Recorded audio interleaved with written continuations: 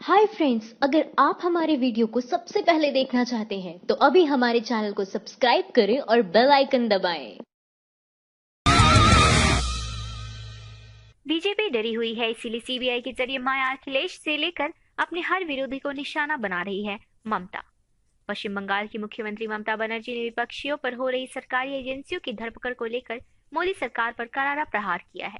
अपने आधिकारिक Twitter handle से ममता बनर्जी ने ट्वीट किया, पूरब से लेकर पश्चिम तक, उत्तर से लेकर दक्षिण तक, अखिलेश यादव से लेकर मायावती जी तक कोई नहीं बचा। सब बीजेपी की राजनीतिक प्रतिशोध का शिकार हो रहे हैं। देश में इन दिनों जबरदस्त विपक्षी एकता की बयार चल रही है। ममता बनर्जी का कहना है कि मोदी शाह की जोड़ी इस एकता से इस कदर डरी हुई है कि वो अपने हर विरोधी को सरकारी एजेंसियों का इस्तेमाल करके उलझाने की कोशिश कर रही है। बीजेपी नेता ने प्रियंका गांधी पर दिया अपमानजनक बयान। आप नेता बोले, क्या गोदी मीडिया इस पर डिबेट करेगा? प्रियंका गांधी के बारे में बिहार सरकार के मंत्री और बीजेपी नेता विनोद नारायण झा ने के विवादित बयान को लेकर आम आदमी पार्टी के विधायक सोमनाथ भारती ने मीडिया पर निशाना साधा है। उन्होंने कहा कि देखते हैं कितने चैनल इस खबर को अपने प्राइम टाइम में चलाते हैं। आप विधायक ने ट्वीट कर लिखा, बिहार के मंत्री विनोद नारायण झा का प्रियंका गांधी पर बेतुका बयान। प्रियंका बहुत सुंदर है, इसीलिए राजनीति में उतारा। सुंदर चेहरे पर चुनाव नहीं जीत सकते। आज मैं चैनलों के प्राइम टाइम न्यूज का इंतजार करूंगा और देखूंगा कितने चैनल इस घटिया बात का संज्ञान लेते हैं। सीबीआई अब बीबीआई बन चुकी है, सिर्फ भाजपा विरोधियों को निशाना बनाती है। तेजस्वी। पश्चिम बंगाल की मुख्यमंत्री ममता बनर्जी ने विपक्षियों पर हो रही सरकारी एजेंसियों की धरपकड़ को लेकर मोदी सरकार पर करारा प्रहार किया है। अपने आधिकारिक ट्विटर हैंडल से ममता बनर्जी ने ट्वीट किया, पूरब से लेकर पश्चिम तक, उत्तर से लेकर दक्षिण तक, अखिलेश यादव से लेकर मायावती जी तक कोई नहीं बचा। अब बीजेपी की राजनीतिक प्रतिशोध का शिकार हो है। क्या वो बीजेपी डरी हुई है? क्या वो निराश है? देश में इन दिनों जबरदस्त विपक्षी एकता की बयार चल रही है। ममता बनर्जी का कहना है कि मोदी शाह की जोड़ी इस एकता से इस कदर डरी हुई है कि वो अपने हर विरोधी को सरकारी एजेंसियों का इस्तेमाल करके उलझाने की कोशिश कर रही है। सीबीआई छापे पर बोले भूपेंद्र हुड्डा, राजनीतिक बदले की भावना से की गई कार्रवाई, मैं नहीं डरने वाला। हरियाणा के पूर्व मुख्यमंत्री और कांग्रेस के दिग्गज नेता भूपेंद्र सिंह हुड्डा के रोहतक स्थित आवास पर सीबीआई ने शुक्रवार सुबह छापेमारी की। बताया जा रहा है कि यह छापेमारी अवैध जमीन आवंटन से जुड़े मामले में की गई है। हालांकि सीबीआई की इस छापेमारी को भूपेंद्र सिंह हुड्डा ने राजनीतिक दुर्भावना में रोकी की गई कार्रवाई बताया है। उन्होंने कहा, राजनीतिक बदले के चलते छापेमारी कराई जा रही है। मुझे न्यायपालिका पर पूरा भरोसा है। मेरी आवाज को कोई दबा नहीं सकता है। मैं इस लड़ाई को लड़ूंगा। सीजीआई के बाद अब जस्टिस सीकरी ने सीबीआई निदेशक से जुड़े मामले से खुद को किया अलग। संजय बोले, डरे हुए जज क्या इंसाफ करेंगे? जस्टिस ए के सीकरी ने एम नागेश्वर राव को सीबीआई का अंतरिम निदेशक नियुक्त किए जाने के फैसले को चुनौती देने वाली याचिका पर सुनवाई से खुद को अलग कर लिया है। नागेश्वर राव को केंद्र की मोदी सरकार ने सीबीआई का अंतरिम निदेशक नियुक्त किया है। जस्टिस ए के सीकरी ने सुनवाई के दौरान कहा कि ये मामला काफी दिलचस्प और महत्वपूर्ण है, लेकिन वह इस मामले की सुनवाई नहीं करना चाहते और खुद को इससे अलग कर रहे हैं। इसकी सुनवाई दूसरी बेंच करेगी। आरजेडी ने दिया नया नारा, आरक्षण बढ़ाओ, बेरोजगारी हटाओ। तेजस्वी बोले, 90% हो आरक्षण। बिहार के पूर्व उप मुख्यमंत्री और वर्तमान विधानसभा में नेता विपक्ष तेजस्वी यादव ने सवर्ण आरक्षण को लेकर फिर से मोदी सरकार को कटघरे में खड़ा किया है। एक के बाद एक कई ट्वीट्स करते हुए आरजेडी नेता ने सवर्ण आरक्षण पर केंद्र की मोदी सरकार को घेरा है। तेजस्वी ने ट्वीट किया कि हम सवर्ण आरक्षण लागू करने के तरीके का विरोध कर रहे हैं। बिना किसी पद्धति, जांच, आयोग, सर्वे और सर्वेक्षण के इन्होंने मात्र चंद घंटों में संविधान से छेड़छाड़ कर संशोधन कर दिया। जातिवादी मोदी सरकार द्वारा जल्दबाजी में लागू किए गए इस आरक्षण का हश्र नोटबंदी जैसा ही होगा। आरएसएस के चहेतों को मिला भारत रत्न। संजय बोले, भारत रत्न का नाम अब जनेऊ रत्न कर देना चाहिए। विजयदशमी पर आरएसएस के हाई प्रोफाइल प्रोग्राम में शिरकत करने वाले वरिष्ठ कांग्रेसी नेता प्रणब मुखर्जी को मोदी सरकार ने भारत रत्न से नवाजा है। साथ ही नानाजी देशमुख और भूपेन हजारिका को भारत रत्न दिया गया है। गणतंत्र दिवस की पूर्व संध्या पर जैसे ही राष्ट्रपति द्वारा 3 हस्तियों के नाम भारत रत्न की घोषणा हुई, उसके बाद ही सोशल मीडिया पर तमाम प्रतिक्रियाएं शुरू हो गई। अगर आप किसी से असहमत हैं तो राष्ट्र विरोधी कह दिया जाता है। सिर्फ नारा लगाना देशभक्ति नहीं होता। जावेद अख्तर। जाने माने गीतकार, शायर और स्क्रिप्ट राइटर जावेद अख्तर का कहना है कि राष्ट्रवाद और देशभक्ति का मतलब सिर्फ नारा लगाना नहीं है। राष्ट्रवाद और देशभक्ति एक जीवन शैली है। देशभक्ति और राष्ट्रवाद का मतलब है सामाजिक रूप से जागरूक होना, सिर्फ नारा लगाना देशभक्ति नहीं है।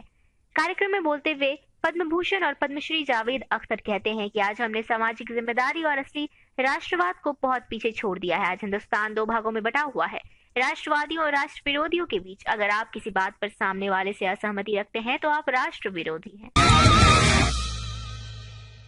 कांग्रेस का आरोप, मोदी ने 26 जनवरी की परेड से एमपी, राजस्थान, छत्तीसगढ़ की झांकी को किया बाहर। हार का बदला ले रही है बीजेपी। सियासी दुश्मनी की इससे बदतर और बेकार मिसाल और नहीं हो सकती है। मध्य प्रदेश में चुनाव हारने से बौखलाई बीजेपी सरकार ने 26 जनवरी को गणतंत्र दिवस परेड में मध्य प्रदेश की झांकी को शामिल करने से मना कर दिया है। 26 जनवरी के दिन देश की राजधानी दिल्ली के राजपथ पर विभिन्न कार्यक्रम होते हैं। इनमें हर राज्य की खासियत बताती झांकियां, उस राज्य की सांस्कृतिक धरोहरों को संजोए झांकियों की प्रदर्शन की जाती है। ऐसे में मप्र की झांकी को परमिशन न देना तानाशाही का सबसे निम्न स्तर है। जो मोदी के सामने नहीं झुकता उस पर सीबीआई का इस्तेमाल किया जाता है, इसीलिए आज मेरे पापा जेल में हैं। तेजस्वी।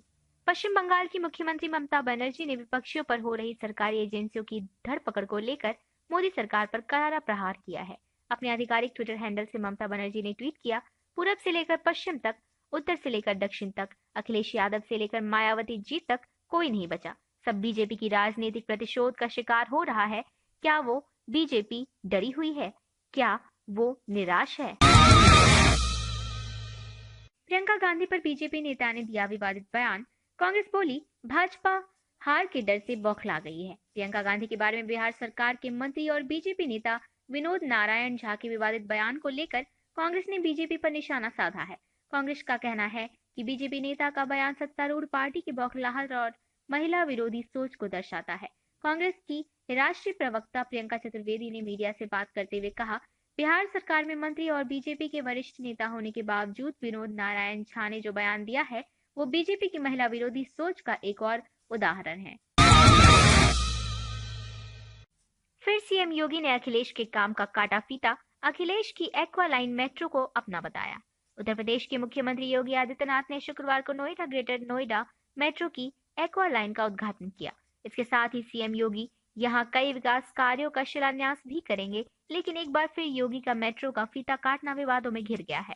समाजवादी पार्टी ने सीएम योगी पर एक बार फिर पूर्व मुख्यमंत्री अखिलेश यादव के द्वारा शुरू किए गए काम का फीता काटने की बात कह रही है। मोदी जी हेराफेरी में एक्सपर्ट हैं। उन्होंने गांधी जी के सत्य और अहिंसा को असत्य और हिंसा में बदल दिया। कन्हैया। जेएनयू छात्र संघ के पूर्व अध्यक्ष कन्हैया कुमार ने कर साधा और कहा कि पप्पू जी हेराफेरी में एक्सपर्ट हैं। उन्होंने महात्मा गांधी के सत्य और अहिंसा के सिद्धांत को असत्य और हिंसा में बदल दिया। कन्हैया कुमार ने ट्वीट किया, बापू ने कहा सत्य और अहिंसा, गप्पू ने अ को इधर से उधर करके बना दिया असत्य और हिंसा। हेराफेरी में सचमुच एक्सपर्ट है हमारे गप्पू जी। मोदी जी, हुड्डा के घर पर छापा मारने से प्रियंका गांधी नहीं डरेगी, वो इंदिरा गांधी की पोती है, यह मत भूलना। आचार्य प्रमोद।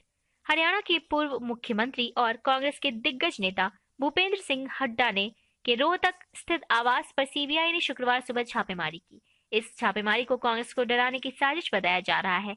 आध्यात्मिक गुरु आचार्य प्रमोद कृष्णम ने इस पर प्रतिक्रिया देते हुए ट्विटर के जरिए कहा, हुड्डा के घर छापा मारने से प्रियंका गांधी नहीं डरेंगी, गलत फहमी में मत रहना, वो इंदिरा गांधी की पोती है।